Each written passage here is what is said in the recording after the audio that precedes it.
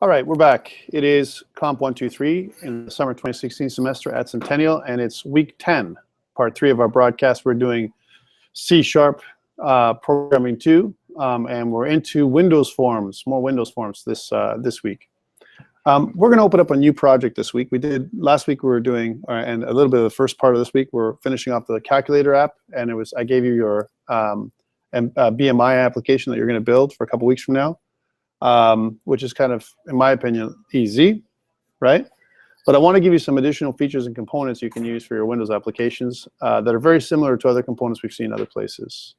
So start a new project here, and again, I'm gonna open up a new Windows Form application. That's the one I'm using, and this one I'm just going to name what we've named it already. COMP 123. Summer 2016, and it's going to be lesson 10, right? We don't have that yet, but so now I'm creating one. I'm also going to put it up on GitHub. Okay, so we have a form. I want you to think of it this way. Today we're going to be talking about multiple forms. I want to talk about multi-form applications. So instead of one form, what if I have multiple forms I'm going to build? And normally we just don't build one, we build a bunch of them, right? Like if I'm going to make an installer application, right, where you install a piece of code or something, my installer usually has 4 or 5 forms, right? Or maybe you have a multiple form application where you have a wizard, some kind of a data entry application or something like that you're doing. You're still going to have multiple forms. One maybe to log in. We already did the login. One maybe to log out, you know, some kind of registration. You may have some form for data entry, which we haven't touched too much on, that kind of thing. And then your form is going to be all around, you know, there's going to be different parts of the form. Okay, so also we haven't talked about menus. I want to see if we can talk about a few more components today. Menus, maybe radio buttons, all those kind of things that you need for your next application. So we're going to start talking about multiple forms. So I have form 1, and we're not going to change the name for a second because I'm going to make some examples, and then we're going to just delete them. Okay, but I want you to watch what I'm doing. So I got form 1, and I want to move from form 1 to form 2, right? Okay, and let's create form 2. So add new form, right? And you can go add new item. That's one way to do it. And if you go to Windows Form, you can do it that way too. I'm just going to accept the name as form 2. Don't change anything here and click add. So I've got 2 forms now. Form 1, in a second, form 2. What are these things anyway? I want you to think about what they are. Form 1 and form 2. Any forms are just C# classes or groupings of C# classes. They're partial classes, right?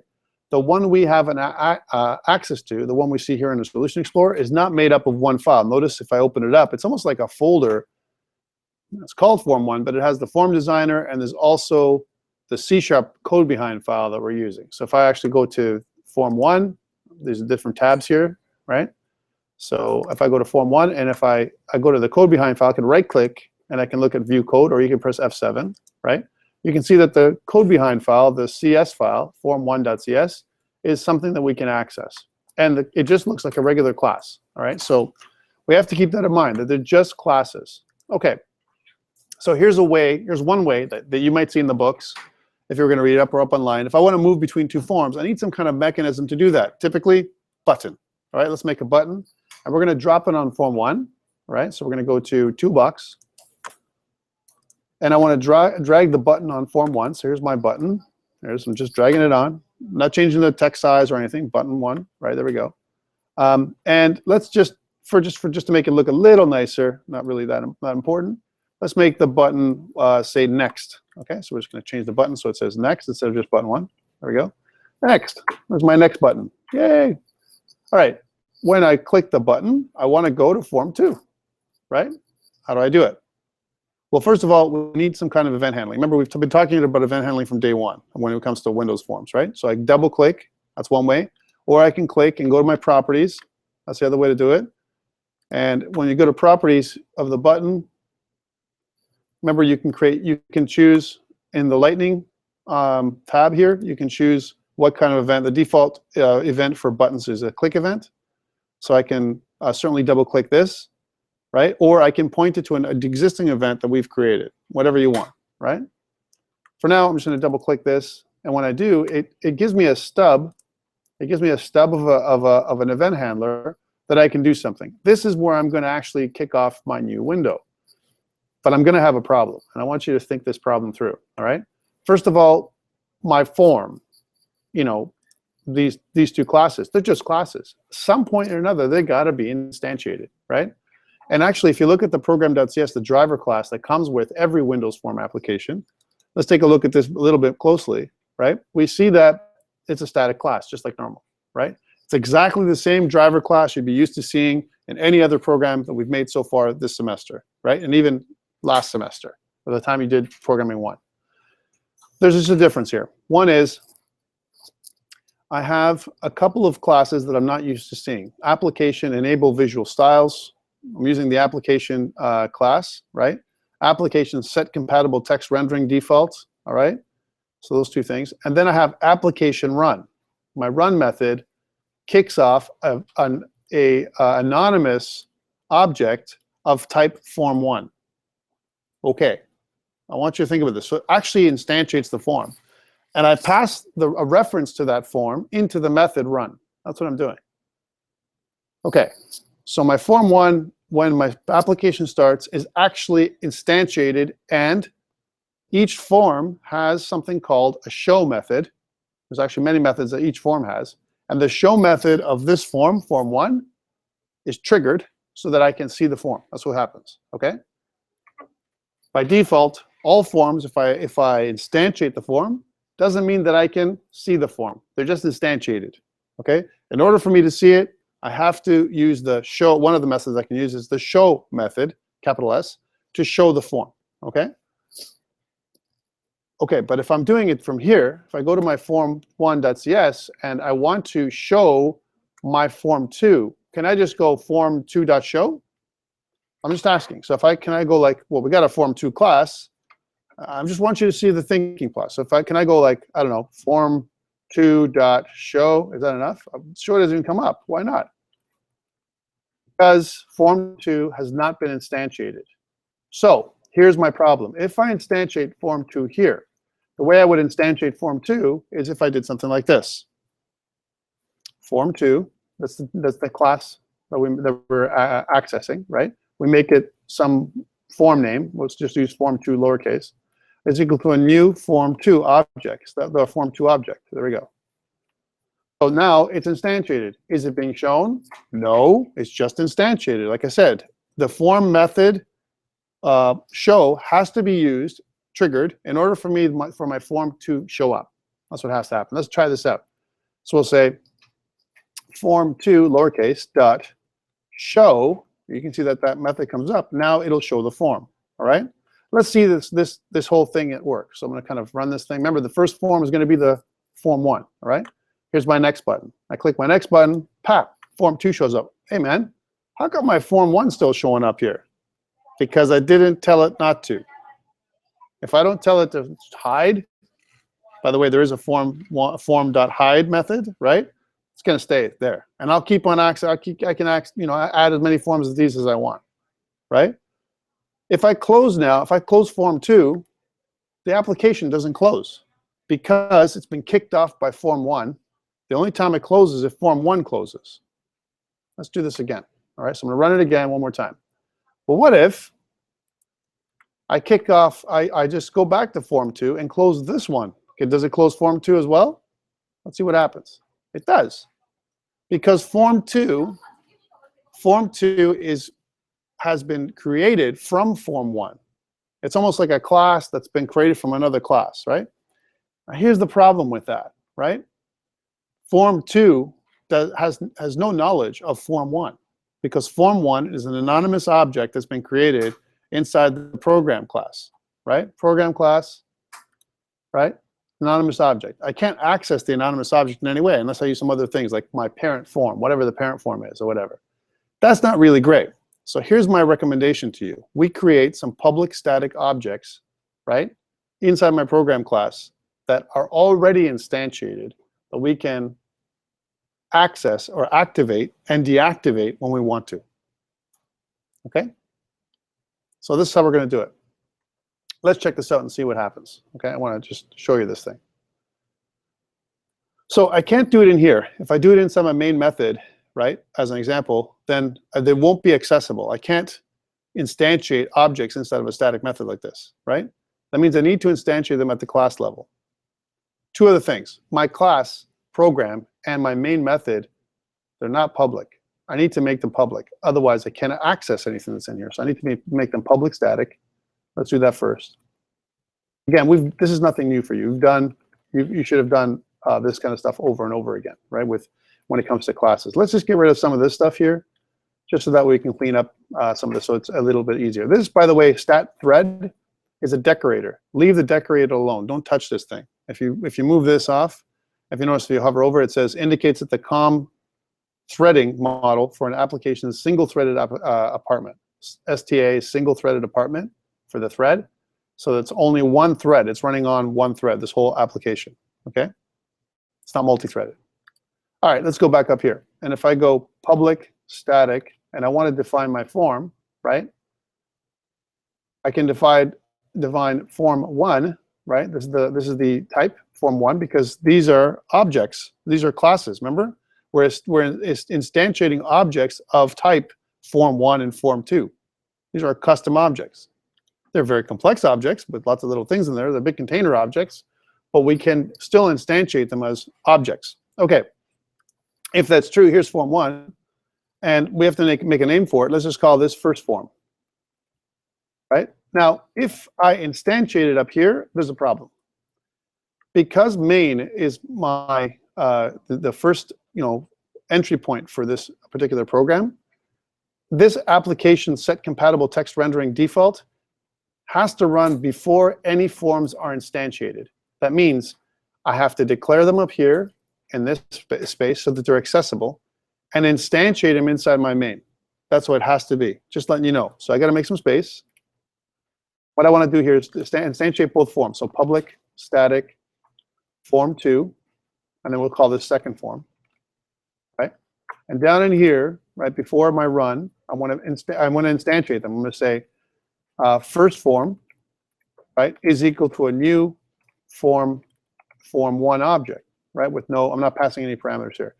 And second form is equal to a new form2 object, because that's what we've done. So we declare them up here, we instantiate them down here, okay? And then instead of declaring new form, this application run as running an anonymous object of new form, form1, we're going to just pass in a reference to first form, like this. So change this to first form.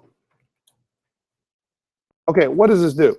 Remember that because we're in the same namespace, the namespace is COMP123 summer 2016 lesson 10, that all objects in the same namespace, in this particular case, these two forms, right, have access to any public static class and or related properties, right? So these are two objects that I have here.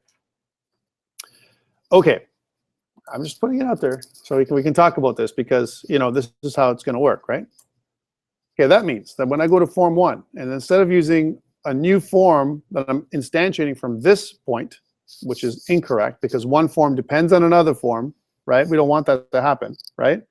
And by the way, the reason for that is because there's no way of accessing the data between two forms if you do it that way. I know flies are everywhere today.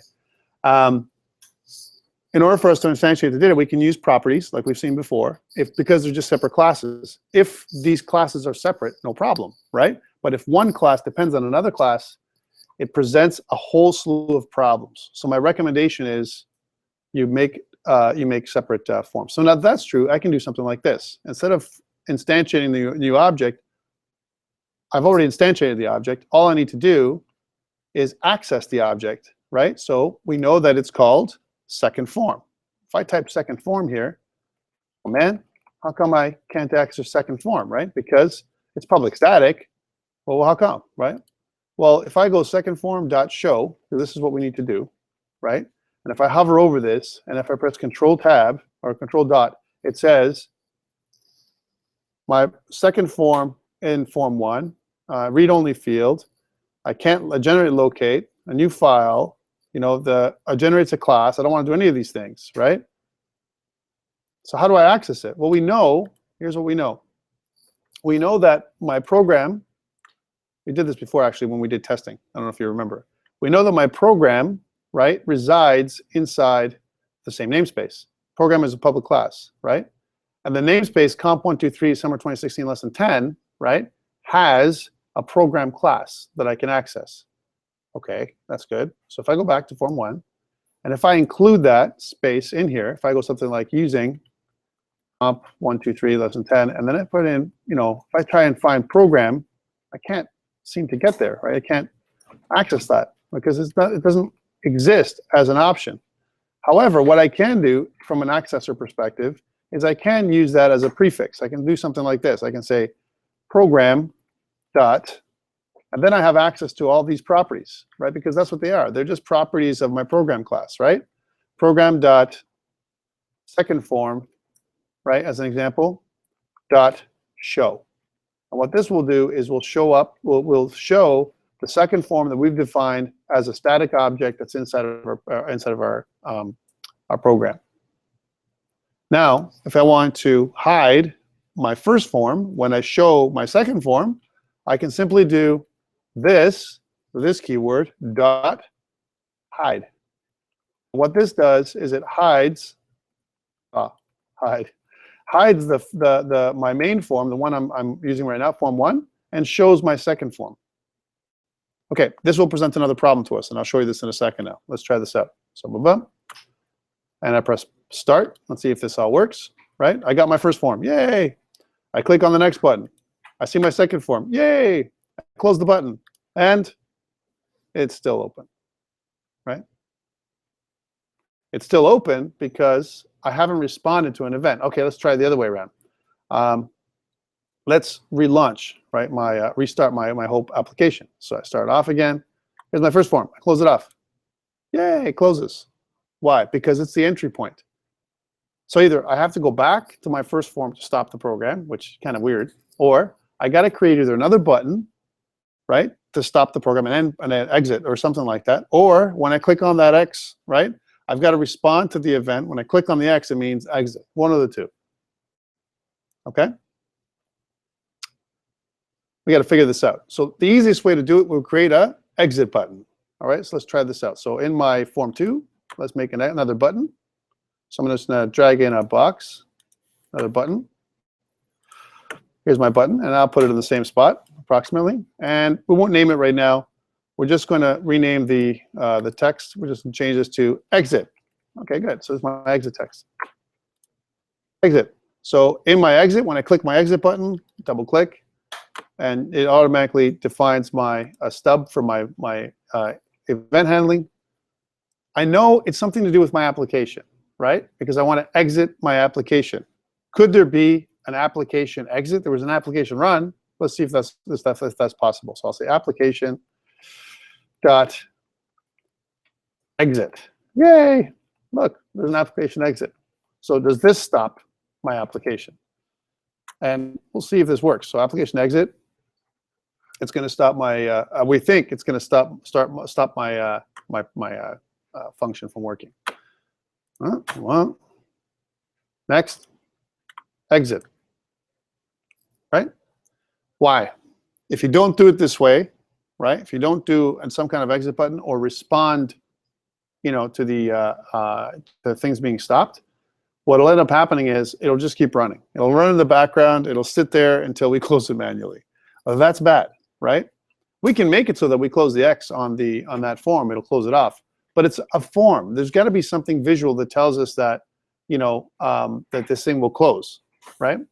If that's the case, we should probably disable the X, the closing the X off of our bar. So you shouldn't be able to close our application from the X somehow. That's one rule, from a UI perspective. Yes. We are using a system. The application belongs to which library? Application is part of the. If you look at, if you go back to the Windows Forms, it's a Windows Forms application, right? The Windows Form namespace includes all that. If I go to Programs, because system.windows.forms, it's a system.application that I'm closing off, right? So if I hover over application, right, it'll tell you it becomes the system.windows.form application. I don't have to go systems.windows.forms because I've included this namespace, and so I can just call the application class, and I can do run, or I can do exit, or I can do whatever. Okay? So again, I've got two forms, form 1 and form 2, for this little example, right? I'm moving from form 1, I'm going to form 2, right?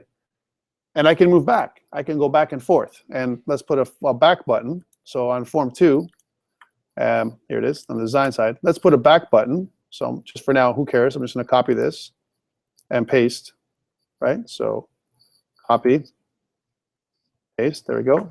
And instead of making it being exit, I'm just going to change the text to say back. So this is back. Oh. And this is exit. So you can exit the application. There we go. They're on the same line there. In my form 1, I have my next button, which I'm going to put position properly. There we are. So this goes back and forth. Now, if I go to my form 2, I'm just going to close these off for a second, just for a second, right? If I go to my form 2, right, and if I want to make my back button work, I got to have an event handler. So I'm going to double click on my back button, which gives me a stub. And now I'm going to say, because form 1 has already been instantiated, because it's my start form, I'm going to do something like this. I'm going to say program.form first form, which is the one we have, my first form, whatever it's called, dot show. And then I'm going to say this dot hide. So I'm hiding one form and showing another form. Okay, any concerns around this method? I'm just putting it out there. I want to talk about concerns because we're making an application, right? Let's run it first to see if it works. So run. Here's my first form, next. Okay, and then I can choose back and next and back and next and exit, and no problem. I can go back and forth to two forms, no problem. Okay. So now that's good. That's a good thing. The biggest concern I have, and you guys didn't say anything, but the biggest concern is, well, what if I have 20 forms and I instantiate them all? Is that really good? It really depends is the answer. I'm of the belief that you should load everything. Your application should completely load and everything should be instantiated, and no objects. You shouldn't instantiate any objects you don't need, as little as possible, right? It makes for a bit of a load time. So some applications have a load time because they're doing stuff, right? They're loading different things. They're performing different functions. I believe in that. I believe in it taking, memory, and then what you're doing is you're not actually creating or destroying anything. All you're doing is accessing stuff that's already in existence. I'm showing and hiding, right? Showing and hiding. It's actually a better method, even for gaming. Showing and hiding, right? So I can hold everything in memory, all my forms in memory, and then from there, I can go, show and hide them. Okay. I'm putting it out there for you guys because if I make multiple forms, and most applications have more than one, right? I can do that, right? How about, it doesn't just have these things. What if I want my first form, after a short period of time, I want it to hide and automatically show my second form? It's not a splash screen, but I can make it like that, right? Well, let's take a look and see if there's any kind of tools in my toolbox to help me out, right? So I go back to common controls, yes? The timer, I could go to the timer, but let's go and find those tools, right? So if I go to printing, it's not dialogues. Okay, we're gonna go to dialogues in a second, right? Here's reporting, here's WPF and interoperability. We don't care about that right now, right? How about components? There's a bunch of components here. And here's a timer component.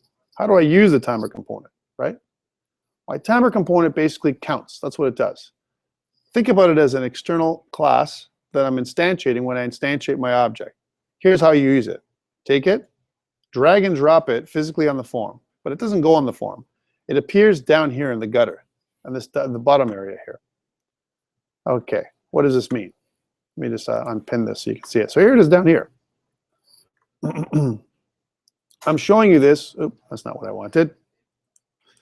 I'm showing you this because from an application perspective, I'm just going to pull Visual Studio a little smaller for us. Here we go. So here it is in the gutter. This is what it looks like, so you guys can see it in the back. It's called timer 1 right now. We're going to change all this when we redo this whole thing. I'm going to kill all my forms and do it all again, right? Or maybe we rename everything. We'll rename it, right? So it's not so bad, right?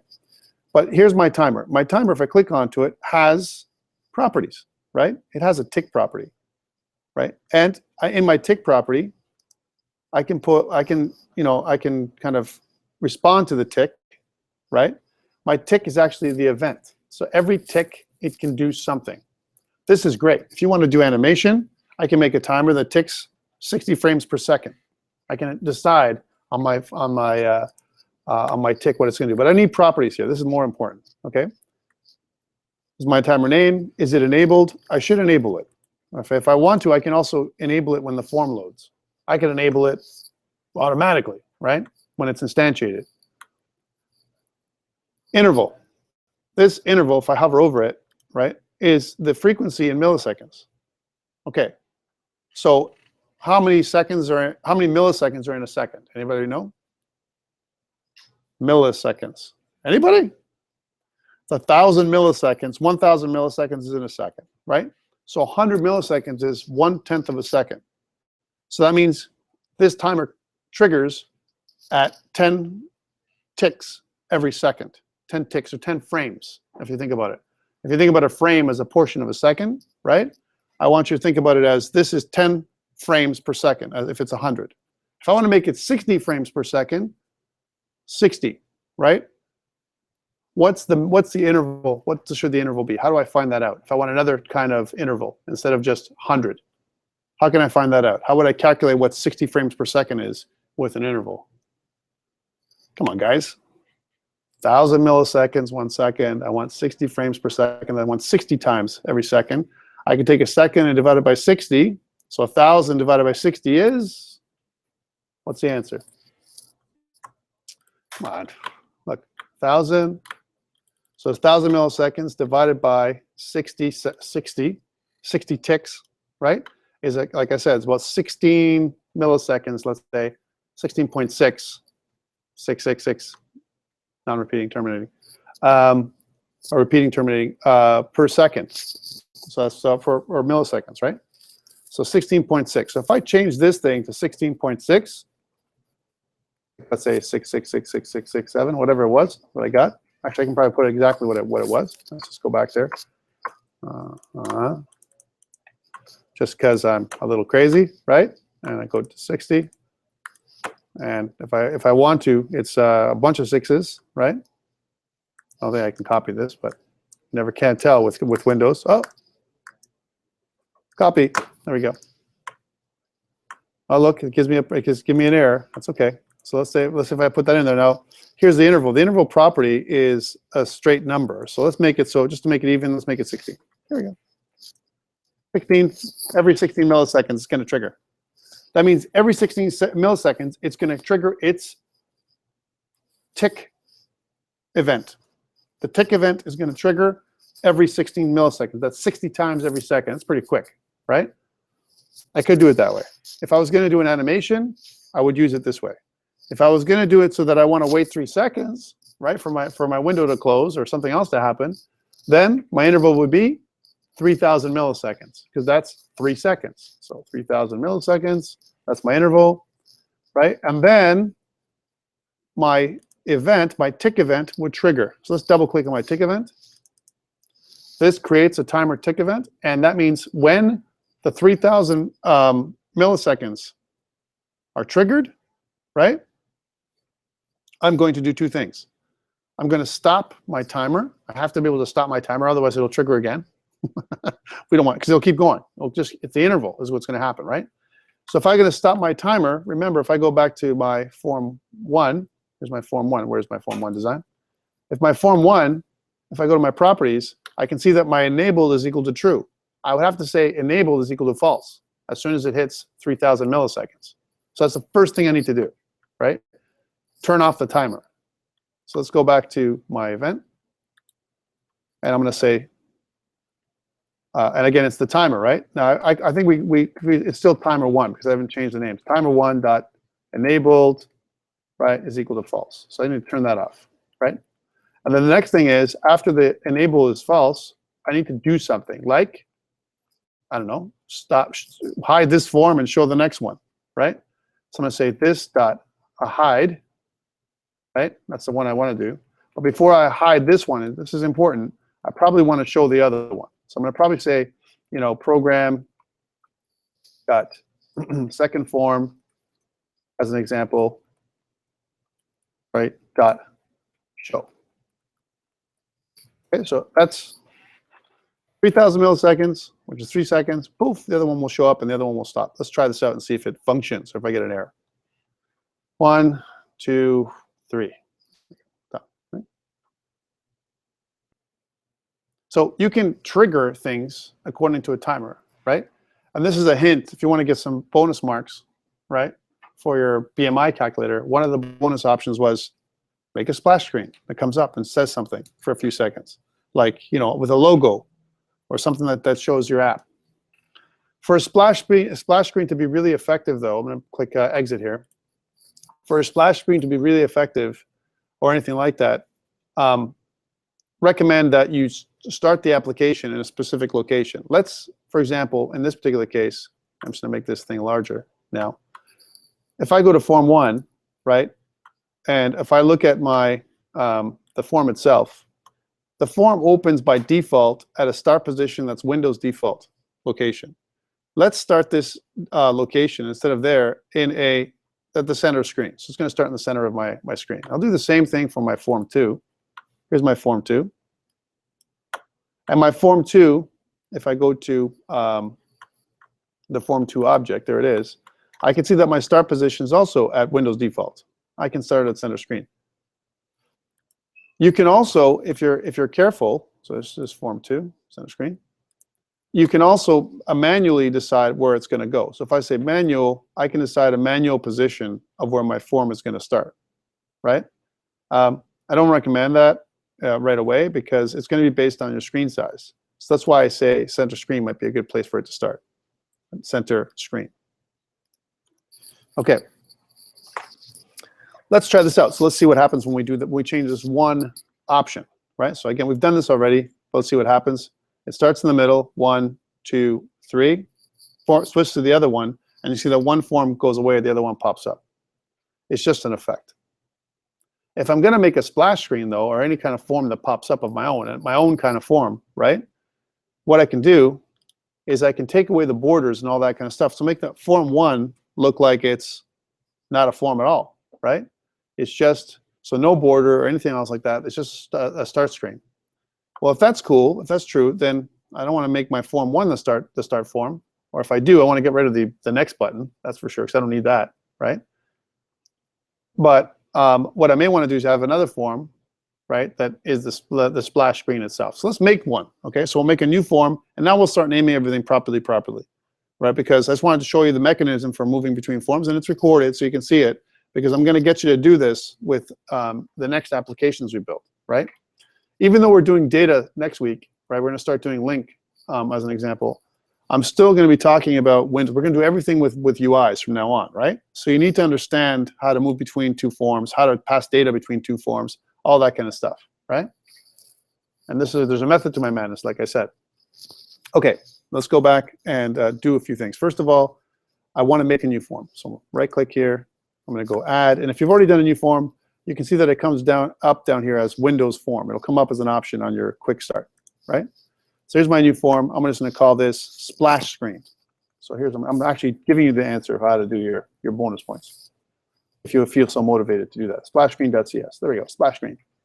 Yay, I got my form. It's going to come up in a second. It's going to be called Splash Screen, which is really, really important. Remember, Splash Screen, not instantiated. And what I want to do is I want to have this screen, my splash screen, as the main screen that comes up first, right? Well, if that's true, if my splash screen comes up first, then I can't close my application with my Form 1 anymore, because that mechanism is gone. I have to manually control my application close, right? Just saying. This is one way of doing it, right? Splash screen. Okay. For us to make it look like a splash screen, first of all, again, it'd have to be, in the middle of the screen. So my Windows location is going to have to be in the middle somewhere. So here's my center screen, right? Maybe we should make it a different shape. Like I want to make my splash screen a little bit wider, so we can put some pictures or some other thing on there, right?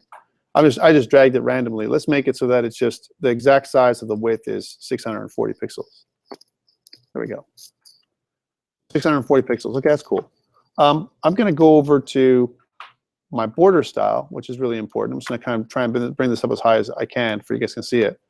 So first of all, my application's name, my form name is called splash screen, right? I could have made it splash screen form, which is probably what I probably should have done, because it's really a form still. It's not just a splash screen. And so if I was going to rename things, again, from a renaming perspective, I can right-click on my splash screen and go rename. We've talked about this before too. Splash screen form. There we go. And it's going to ask me, hey, do you want to rename everything else that has splash screen on it? And the answer is yes. Do it. Splash screen form. All right, important. There we go. Back to this. Splash screen form. All right, cool. So I want to take away my border style. My border style, which is way back, way at the top here. You can see that my border, I got my background color is a certain color. I can change this. My background image, I can change that too. I'm going to attach a background image for sure, right? Is it enabled or not, right? But I want some kind of border style, you know, for my for this thing. Now, form border style right now is sizable, and I want to change this to none. That's the first thing. So now my form border looks like nothing. Woohoo! Right? Okay. Not only do I want to make it appear like this, my form border, right?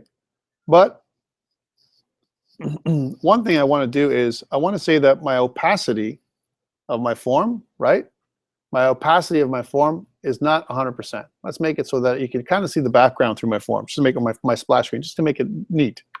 So instead of 100%, if you look at opacity, that's how opaque a form is. Or, you know, if I make this right now, it's 100% opaque, which means completely solid.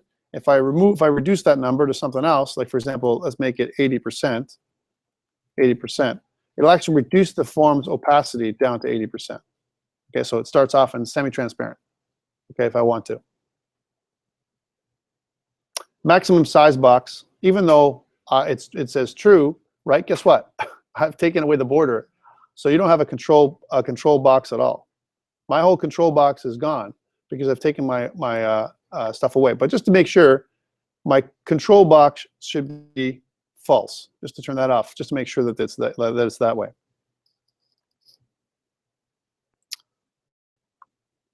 Okay.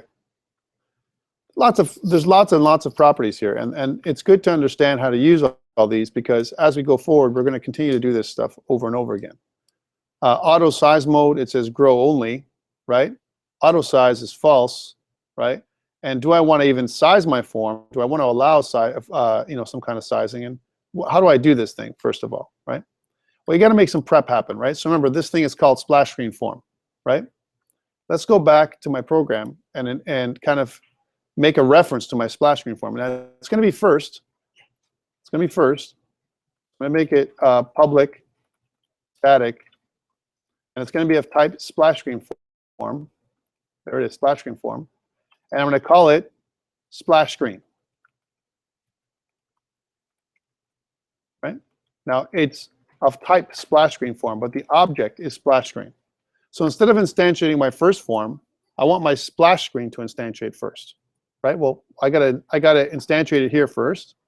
So I'm going to say splash screen, which is my object, is equal to a new splash screen form. Remember, anything I put on the splash screen will be attached to that form. Anything, objects, buttons, data, whatever. When I instantiate, whatever I've defined in my form, this is the beautiful thing about Windows forms, it'll come up alive when I access my form. So instead of my first form running first, I'm going to run my splash screen. On my splash screen form, my splash screen, which is an object of type splash screen form. We're making a custom type. Even though it's splash screen form is the actual form itself, we have to instantiate it, and we have to create a friendly name for it, which we're just going to call splash screen. All right, so here's my splash screen. I like what we did with the timer, and we're going to do the same thing, but instead of like it being 3 seconds, we'll make it 5 seconds, just so that I can see my splash screen. All right, so here we are. Save. I'm going to go to my toolbox. I'm going to pull up my timer and just drag it onto the form somewhere. On the bottom, it appears as timer 1. Let's rename this thing to splash screen timer. because that's what it is. So I'm just going to change the name of this thing to splash screen timer. It's really important that we have the right name so I know I'm accessing that component, right? I'm going to enable it, right? And like I did before, my interval is going to be, instead of 3,000 milliseconds, which is 3 seconds, we'll make it 5,000 milliseconds for 5 seconds. Make it really annoying. Right, there we go. And again, I want to go and I can do I can get that event two ways. I can go to my lightning bolt and go to the tick event and double click, or I can just double click down here on my splash screen timer. If I double click, it creates my stub for my splash screen timer tick event, and that tick event occurs every interval. So every 5 seconds, it'll tick. It'll trigger. It'll continue to trigger by itself forever until I turn it off, right? But we want to turn it off right away. So we're going to say, splash screen timer dot enabled, like we did before, is equal to false. There. Okay, splash screen timer enabled equals false. Next, I want to enable or create my other form, right? Or show first form. Here's a question for you. Could I make a local variable, so I don't have to go program blah blah blah whatever, that points to a reference of type my first form? Can I do that, right? And well, the answer is yes, I could, and I could do this as an object that's inside here in my class. It's just a class. That's what a form is, right? So we've done classes before. We know what this is my constructor right here. That's what this is, right? This is my class definition. It's just inheriting from type form, right? From the form superclass, right?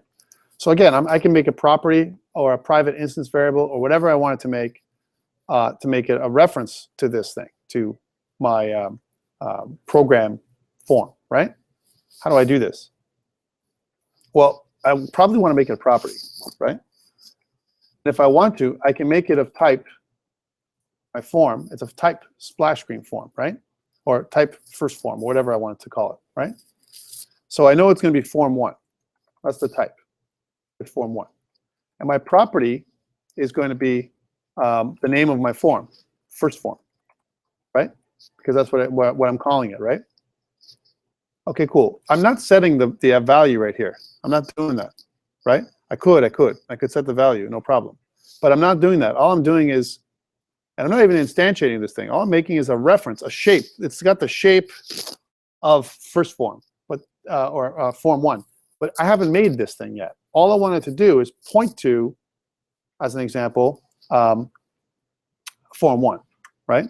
The first form, which is what I'm doing here. Now I could make it a getter and setter like this, or if I really want to, let's just get rid of this altogether. I could do something like this. I could say, well, first form is equal to, as an example, program dot first form. I could do that. What does this do? Well, I'm not going to instantiate another form, right? All I'm doing is making a friendly name, first form, instead of me going program dot first form all the time, right? Because it's a pain in the ass. So these are kind of like aliases. So, right? That's all it is, an alias. It's almost like another name for program, first form, right?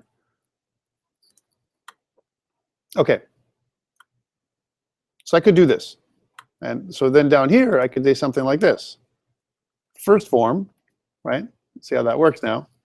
Dot show. As soon as it's done, this one disappears. I want to hide this one forever. This dot hide. Right? And by the way, my splash screen could have information on the version of my code. It could have my name of my company, copyright information, my logo, all that kind of stuff that you can put on there. Right? That's what my splash screen could have, and usually does. Right? Even a loading bar to show you how it's loading. All that stuff. Really nice things. All right, let's check this out. Remember, my first form is going to open, then it's going to wait for 3 seconds and close and open my second form. So it's going to be a cascade of closing and openings by itself. All right, let's try this out. So I'm going to start, and if everything goes well, we'll open up. You can see that it's semi-transparent. It's going to wait 5 seconds, and it's gone. Uh-oh, what happened?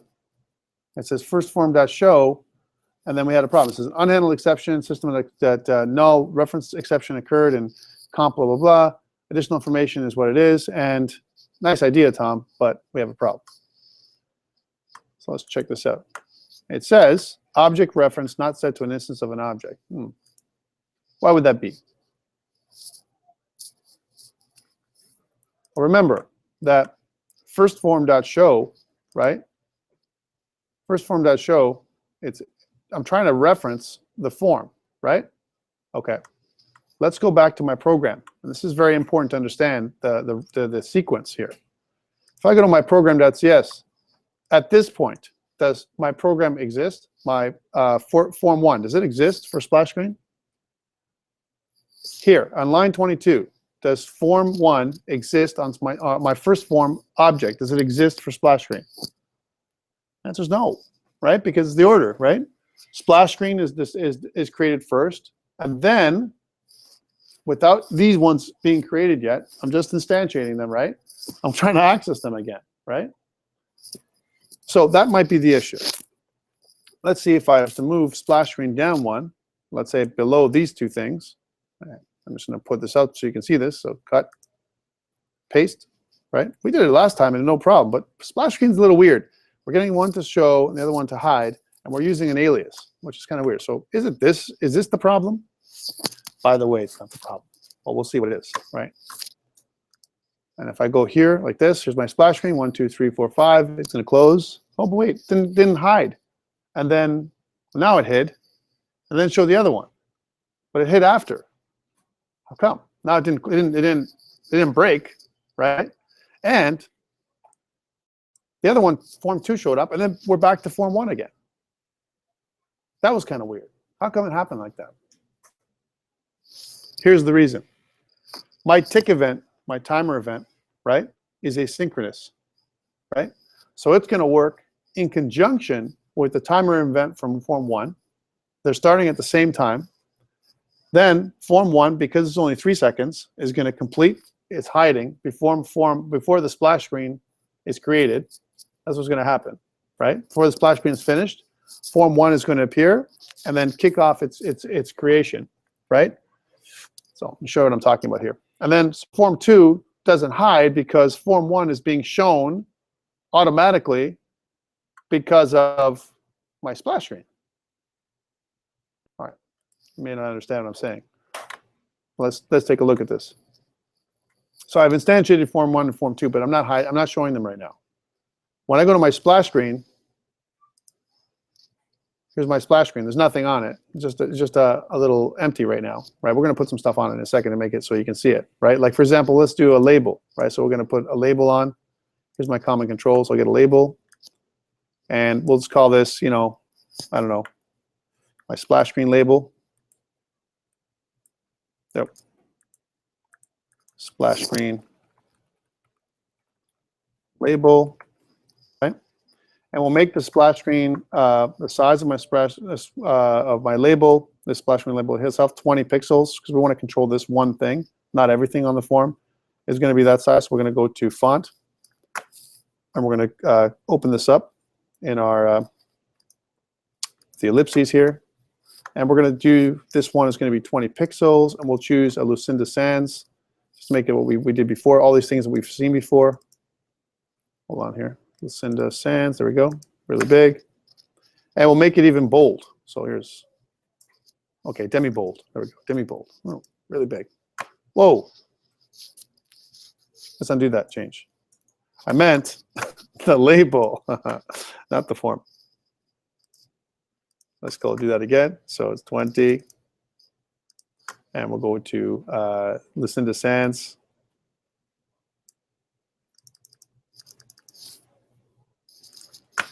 And we'll go to demi-bold. There we go. Excuse me. Woo. All right, I love the summer. I love the summer with air conditioning. It's awesome. Okay, let's go here and put in something like, you know, welcome to my app. Welcome to my app. Right, so welcome screen. There it is. And notice that the size of my splash screen changed again for some reason. I'm going to make it back to 640. There we go. 40, and we'll just put this back in the middle, right? So this is the middle of my approximate middle of my form. So it's welcome to my app, right? And then it's going to show. So this is actually going to show up now, so you can see a little bit more. Okay, so proximal center of the screen. I can center it exactly if I want to. What's the center of my screen, and what's the registration point of all objects, right? That are in Windows Forms. What's the 0, point, if you will? What is it? Top left corner, right? So my Windows app. Notice this little mark on the left here. That's the registration point or the pivot point of my object, right? So if you notice, it automatically generates the width of my object, right? By the way, if I look down here, you can see that the width, I have a width of my object. So if I go to size, my width, right, is 310, right? And my height is 31 for this particular object. 310 means this middle of my object is 155 pixels in the middle of my object, right? So that's the exact middle, right? And if my screen size, right? So I've got to offset it, by the way, by negative 155, right? If my screen size, because I want to center my object, is 640 pixels, that's 320 minus 155. If I was going to calculate it by hand, so 640 is the size of my splash screen, divided by 2, right? That's the middle, 320. But the registration mark for my label is way at the corner, top left corner, right? So I want to move it over by 155 pixels because the size of my object is 310, right? Minus 155, right? Is 165, and that's where this thing should be at. The left corner of this thing should start at 165. Let's see if that's true. So it's 160, 161. That's not bad. It's pretty close. But to be exactly centered, it should be 165. That's the exact center of my screen. Okay. Did you guys understand what I just did? How I centered it, right?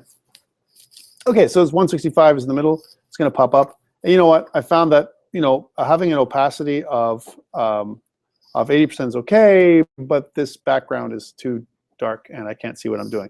So let's change the background of my splash screen to white, right? So it's still opaque, right? Or my opacity is going to be slightly lower, but I'm going to change the back color from control, which is the default, right? I can choose a web color, and if I want to, is white. So white is my background, so you can see my splash screen. It's a little better. I can see it a little bit more. Again, you guys have total control of what you want to do with your splash screen, okay, or any kind of screen you make. Let me run this thing and see what I get now. So here it is, my splash screen. It's a little still too transparent for my likings, and it goes away. The other one comes away, and then it comes back. Right? It's kind of weird, right? How come? How come? Let's go back to this so I can show you what I'm talking about here. So here's my welcome to my app. All right, let's make the opacity just for our purposes now. I wanted to show you you have control, but I want to make the opacity of this back to 100%. Right? So back to what it was, 100%. Let's try it again so you can see this thing. Okay, there it is. Welcome to my app, and then it goes away after 5 seconds. Somehow Form 2 shows up. Here's Form 2, and then Form 1 shows up. How come?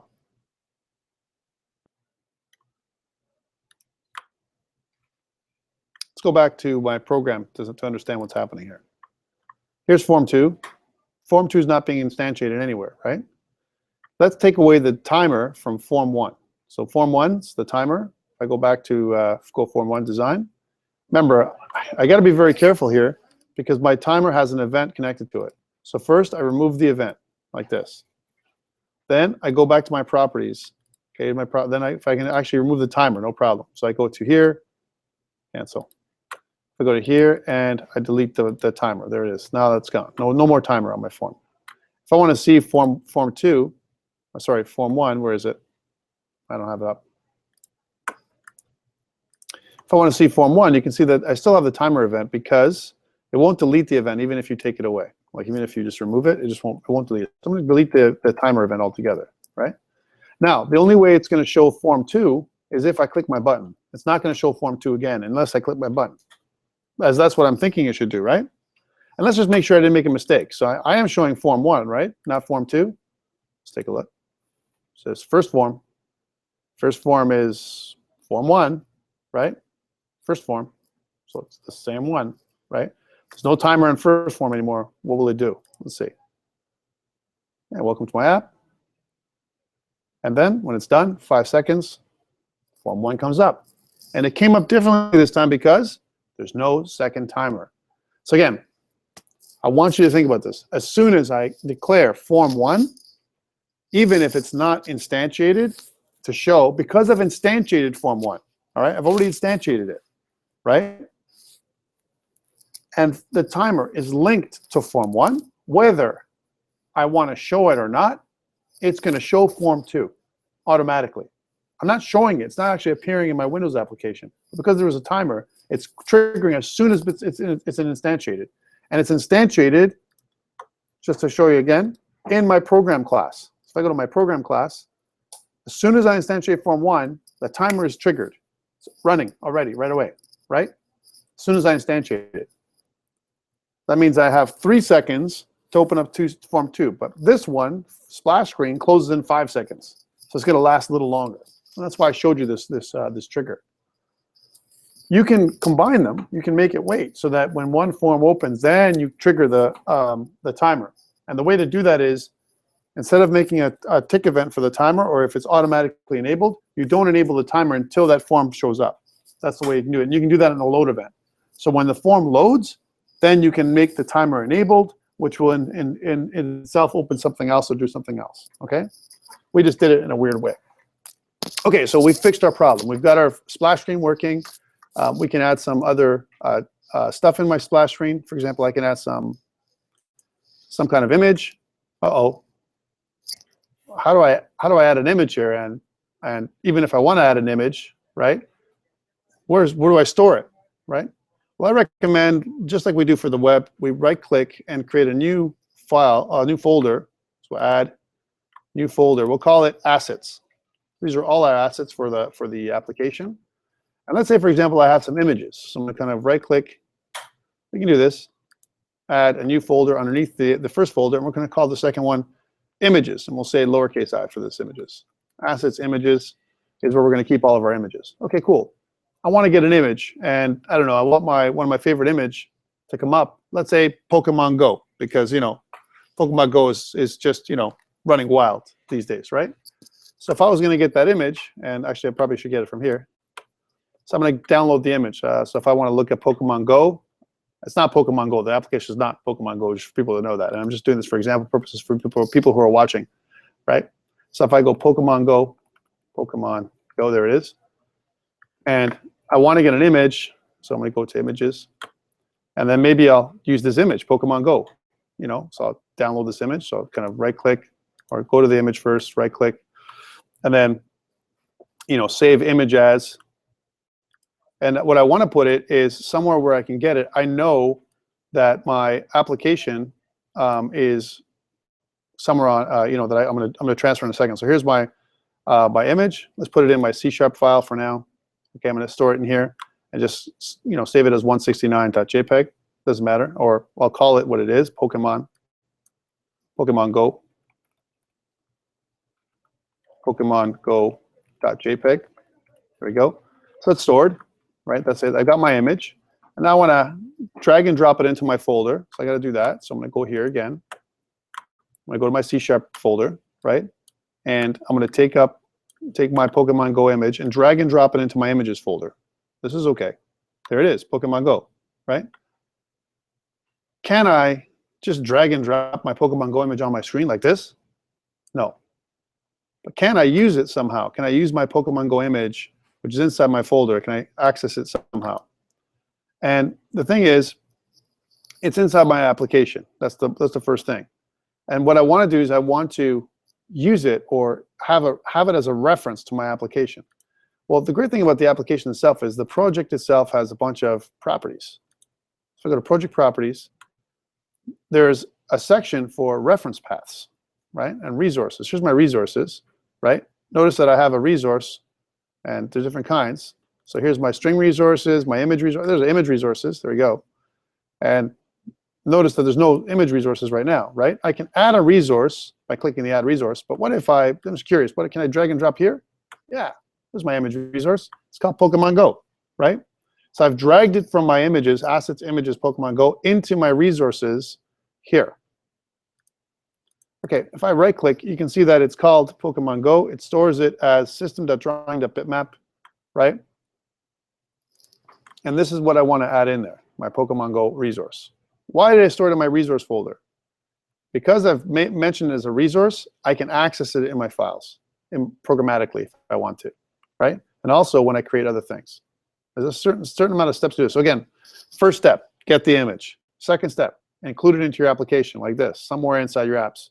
Like for example, assets, images, right? Okay, second step. That's the third step. I've got to be able to connect it to my resources, right? So I've opened up my project properties, right? Gone to resources, and then chosen what type of resource I want to add, images. My images, you can have icon, audio, other kinds of files, whatever you want in here, strings, like we talked about localization, whatever. This is just my Pokemon Go image. It's called Pokemon Go. It's important when you name it properly so you can access it later, right?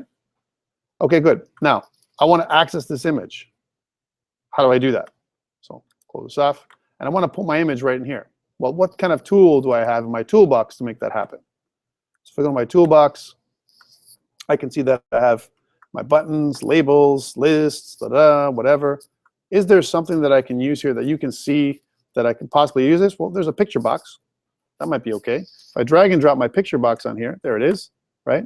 And if I can name it, I can make it as big as I like. Now remember, this is dangerous. I don't want to do it like by hand like this. Why would I not want to do it by hand like this? I could, but the problem is that my image, my Pokemon image, might be a different scale, right? So there's a little smart icon on the top, this little smart arrow, if you notice, right? A little small arrow here. If I click on this arrow, right, and my size mode is normal, I can choose my image, right? My image, because it's in my resource file, I can choose it as Pokemon Go. There it is. Now, if I press OK, you're going to see that it's outside of my image, right? Because it's really quite large, right? This Pokemon Go image, right? What about if I chose another size? If I said auto size, right?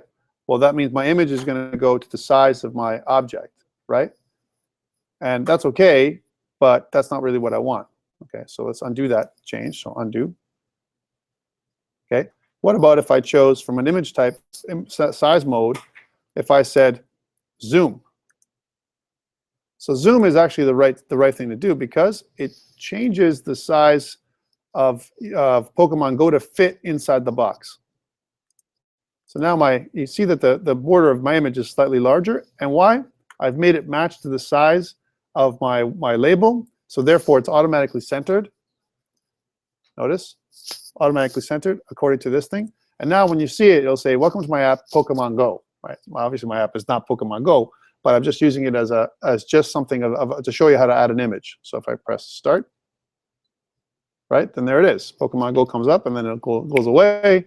And then it's going to bring up my form 1, and I can do my boring form stuff after this, right? And stop. What else? How are you guys clear about this thing, what I did? So again, several steps. Let me go over this again. Get an image. Put it in a folder inside your application. Open up your properties. Include it in your resources. So project, properties. I want to go to my resources. I want to click on, if it was strings, it wouldn't show up. You have to click this little button here to show you what resources you're talking about. Images is what I'm looking at. Drag my image from my folder into this resource area right here. Once I do, and if I've named it appropriately, I can add it or access it either programmatically, so through code, or inside of an image object like this. Okay?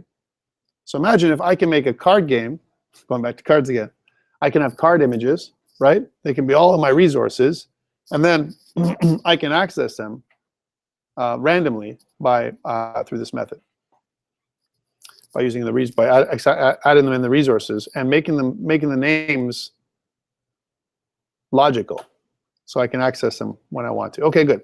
So this is this methodology of doing this. Okay. Now notice the access modifier for my Pokemon Go is internal, right? I could also make it public. If I change this to public, that means I have access to it in other places, right? So example, this is a bitmap, and if I want to have access to it in my code, this is project wide, right? So if I go back into my splash screen form, or let's say, for example, I want to go into my form 1, this is my form 1, and I want to access my image or change my image or something like that, right? How do I do that? Well, programmatically, if I go to code, and let's say my button 1 click event is here, and if I wanted to see if I can access my Pokemon Go image, how do I do that? I can't just go Pokemon Go. It doesn't do that. Or maybe there's some kind of application resources I have access to. So if I go resources, so component resource manager might be there. How about application dot resources? Is that possible? Well, restart. Oh, got to be able to access it somehow. Can't be project resources because that would just be the project name. So how do I access a bitmap, right, for my Pokemon? And for that, I recommend access application resources or image resource, probably the better way to say image resource C#, right? So if I do that, let's scroll down, it says a new bitmap, and I'm creating a new bitmap here, Windows forms application.1, whatever the form application is called, .properties, .resources, .myimage. So Windows form application 1, right? My Windows form application, what is it called? It's like my Windows form application is quite large, right? So like I said, it's COMP123 blah blah blah blah, right? So I would do something like this: COMP123 blah blah blah. Properties, that's the form. Resources, right? Pokemon Go, it's right there because I made it public, right? So I could make that the image, right? And I can access it. But this is really long, right? Whew, this is really long, right? And how come I couldn't access it just by saying resources, right? Well, remember that I can always add in additional things up here. So I can always do something like, notice I can go properties.resources. I can go properties, and this is grayed out. Grayed out means I don't have to do it, right? But I could, if I really want to, do something like this. COMP123 properties. I could do that, right? And then all I have to do is go resources after that, right? That kind of is my short form. So I could do something like this. In my code, I could do something like resources, you know, dot, and then Pokemon Go. It'll access that image, right? And what that is a bitmap resource. And so if I wanted to make a new image or switch the image, I could go there and switch it to that particular image. I could use it inside my code. That's how you do it. But it has to be inside that resource space. You have to define it as a resource. If you don't, you have no access to it. Okay, just FYI. Okay. I'll leave this using here. I'm not going to use it right now, but I wanted to leave it here. Okay, so before we stop for break, let's talk about what we've done. We've talked about multiple forms and how to switch between one form and the other, right? By having separate forms. We've also talked about the challenge of the X. It won't close, right? If I click that X button, it won't close because my application, it has multiple forms. And unless I explicitly say that X closes my application, all it does is close the form, right? And actually, if you think about it, does it really close the form or does it hide the form? What does it do, right? You gotta think about it. Form closing doesn't mean that I destroy the form, right? I don't destroy the form. I'm just taking it away from visibility. My object is an object. And like we saw earlier, even if it wasn't visible, it still did its job to trigger the timer to open up the other object. So it was there in the background. It's actually all the forms are running in the background. Why am I doing it this way? Why don't I just make new forms from one form or another? I'll tell you why. Because when you're programming mobile applications, it's exactly the same way. Every mobile application, when you open up another form, and they actually all the forms in an application exist right from the get-go. And I'm never really closing something down. I'm just hiding it or putting it in the background, right? Okay, let's take a short break. When we come back, we'll do more with Windows Forms.